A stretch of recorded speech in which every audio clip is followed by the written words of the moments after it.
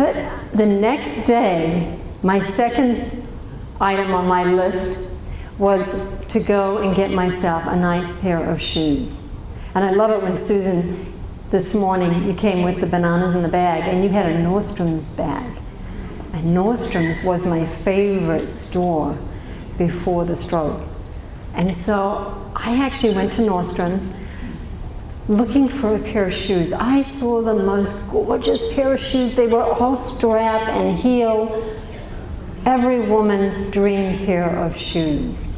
And I went into outpatient therapy the next day. I'm in my wheelchair. I've got the box of shoes on my lap.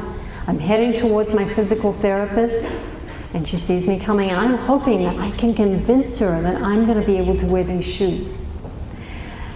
And she saw the shoes. She said, gosh, they're beautiful. Let's see you put them on. Well, with my one hand, I managed to get those shoes on. I'm perspiring a little bit. I sit back in the wheelchair. I look up at her lean with this passive look on her face. And she says, there's only one problem. You're either going to have to give up walking or give up the shoes. I cannot tell you how devastated I was. My heart sank. I went home because I knew I was going to have to give back the shoes. The shoes got returned. I went home and I gave away every pair of beautiful shoes that I had. Now, it was a few years later that I was at a conference in Arizona, and I am sitting next to this gorgeous woman, and she is wearing the most beautiful pair of shoes. And I kept stealing glances at her. And you know what it's like when you're looking at somebody, but you don't want them to know that you're looking at them, right? And I kept looking away, and then looked back again at the shoes. At the break, I went up to her and I introduced myself, and I said, look, I just have to tell you, those shoes are gorgeous. I wish I could wear something like that. And she looked at me and she said, well, why not? You have feet. And I said, yes, but these feet with this brace will not work in those shoes. And I proceeded to tell her my story. It was a month later, it happened to be my birthday, I received a brown box at the door. What do you think was inside? You guessed it. My very own pair of pink shoes. And let me see, they go everywhere with me. I want to show you my pink shoes. She went out and bought me the pink shoes.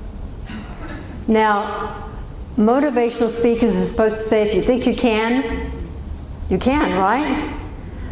Do you think I can slip these shoes on? You want to see me?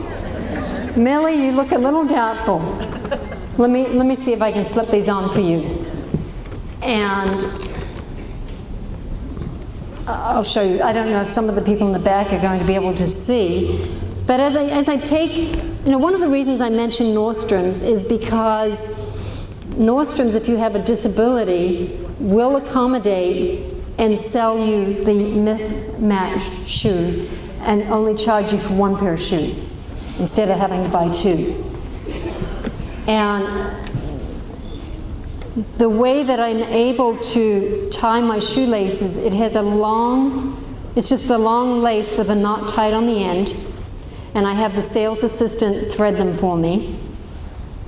And let's see if we can actually do this. Let's take the famous brace off. I feel like throwing this away.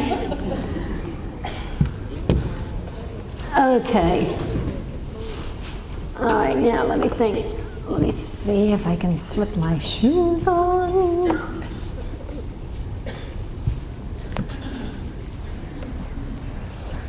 Of course, I don't usually have an audience.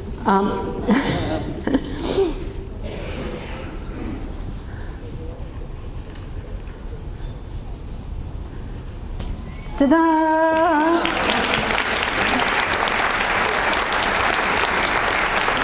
I don't know if some of you can see it in the back or not.